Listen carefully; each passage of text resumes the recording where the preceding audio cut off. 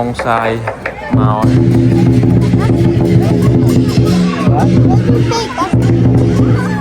small one ha thôi mong sai chuột đuôi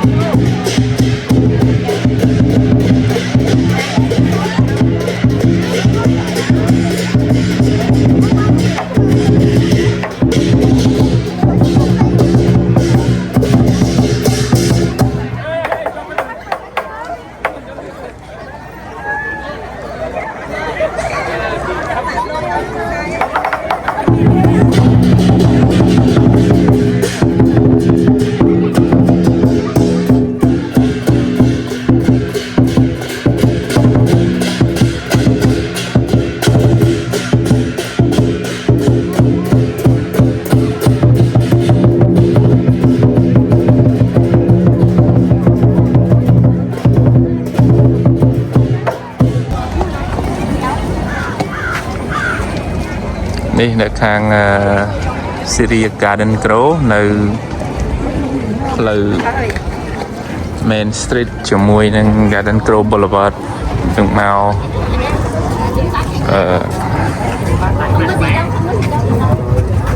គេធ្វើចូលឆ្នាំចិនយួនឆ្នាំថ្មីគឺឆ្នាំសេះណាឆ្នាំម៉ូមី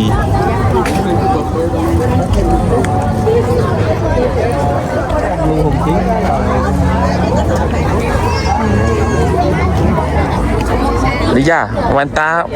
yellow đôi cà đấy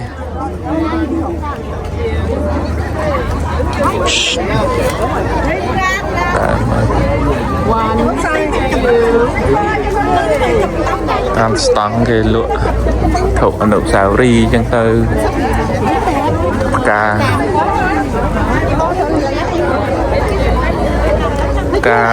bài lương nó cà sọc kia sal đấy trôi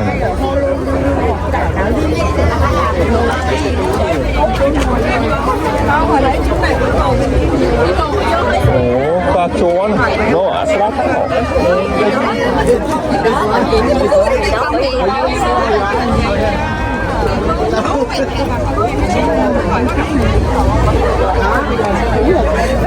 nhớ hay thiệt á. Cái quan đây đợi chẳng yên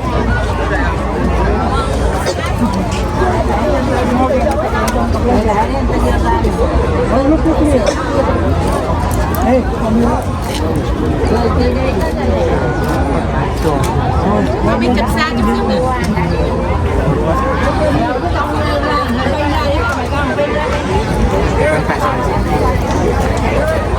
thư điên cho làm khai dân đã miền tăng miền ấy riêng trong classic tăng mà tô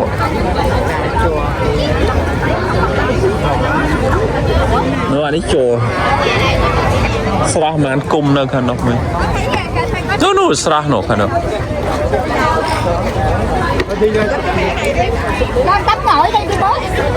nhưng mà lơ tục lúc ta sao hả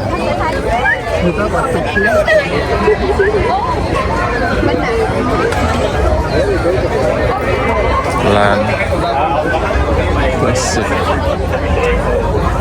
Starlux Airline Việt Airline cái màu này là đấy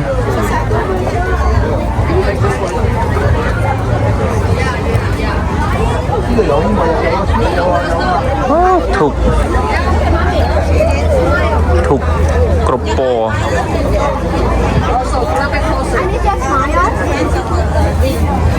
chơi xem chân năm nắng ngày mà ngày đậm bớt lên đậm bớt ngày tất cao như ngày nè chẳng mang kê điệp chọn phơ bị cắn nè hơi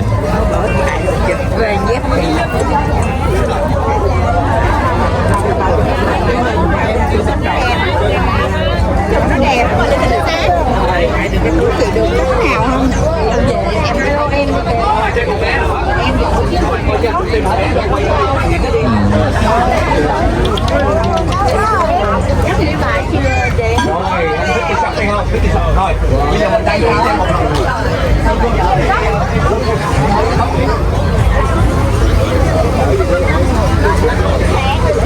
ផុតឆ្នាំថ្មីឆ្នាំមមីឆ្នាំសេះ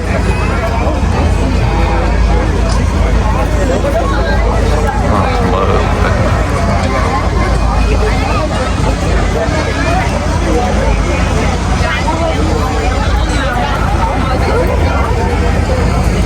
មាននៅខាងនោះទៀតខាងសួននោះដែលមានស្តង់បន្ថែមទៀតដែរ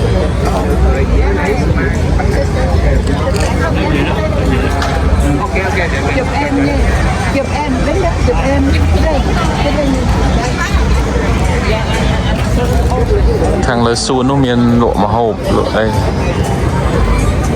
មើលដើរមើលខាងនេះមកជុំទៀតសិនគេមានអីទៀតមានដូចតែគ្នានឹងឯងមិនដឹងមិនថាស្តង់ប៊ូតផ្សេងគ្នាណា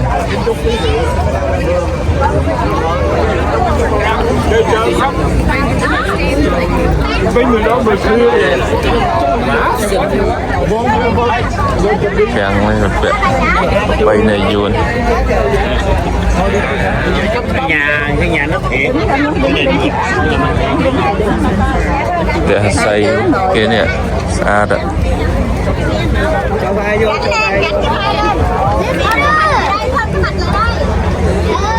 đùn dùn đùn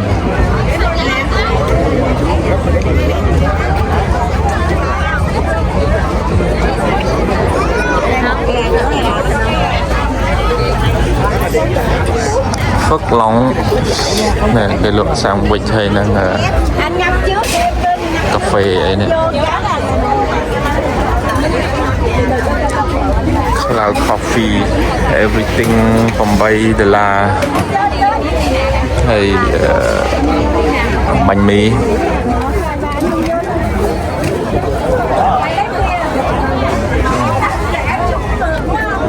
có hòm fried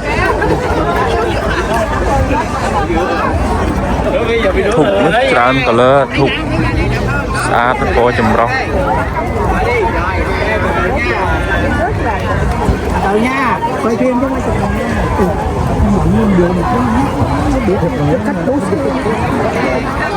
Hey, your mom wants a picture. kè bước xuống nha không vậy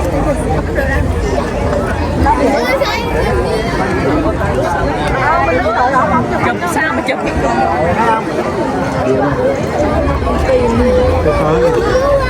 Từ từ đã. Đúng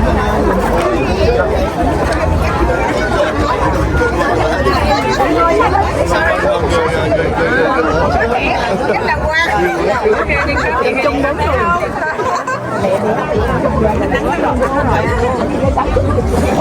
phản chiếu lại vô đây con đứng vô đi Old Heart Pharmacy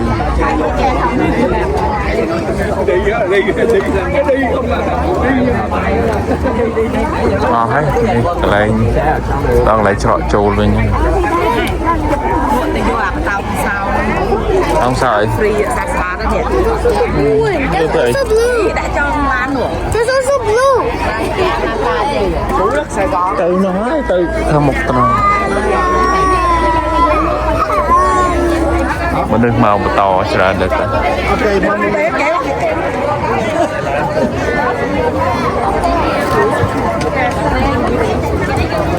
người từ khang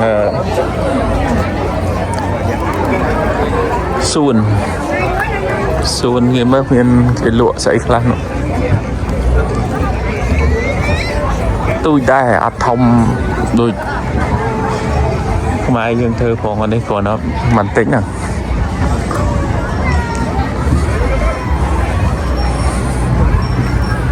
nhưng mà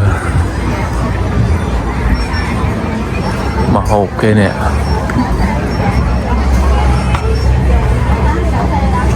nhom thì sẽ nè $10 $2 em mà hộp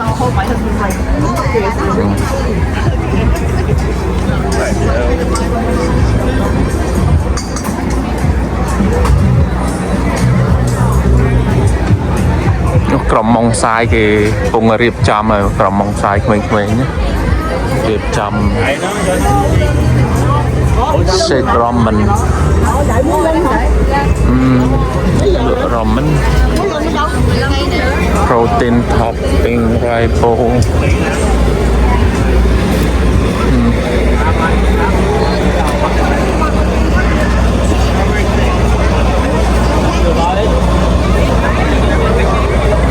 dim sum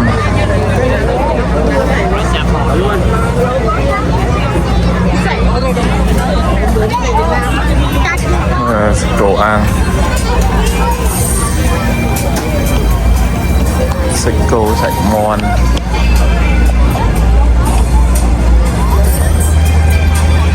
hên tập ban đăng tham này kẹp cung đần tây tiết kẹp cung đần tây lột mỏng xài vậy nè ấy camera man thì chăm hot chăm thi kia nó Westminster District School District. Yeah, hiện tôi chiêng cho năm Khmer giờ còn té